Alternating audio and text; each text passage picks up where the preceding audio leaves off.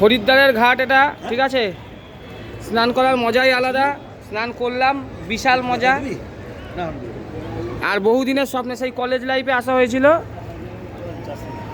2011 সালে, তারপরে এই আবার হরিদ্বার আসা হলো। এই গঙ্গার ঘাট, খুব বরফের মতো ঠান্ডা জল।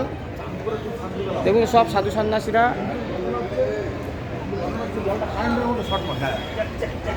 এখানে স্নান করার মজাই আলাদা হরিদ্বারে, খুব সুন্দর।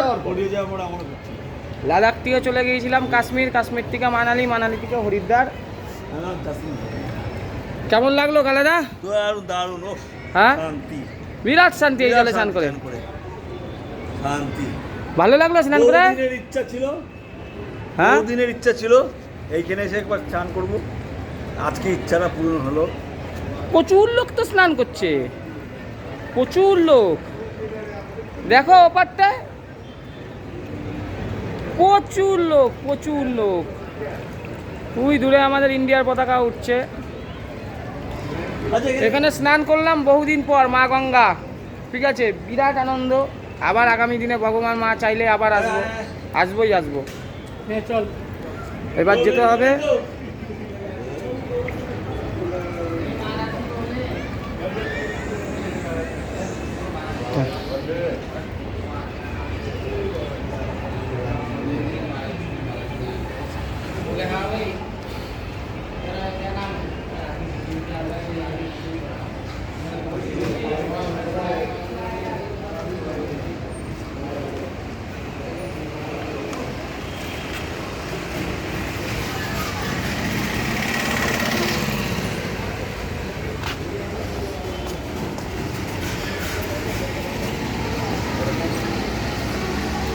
গঙ্গার জল যাওয়ার সময় নিয়ে যাব।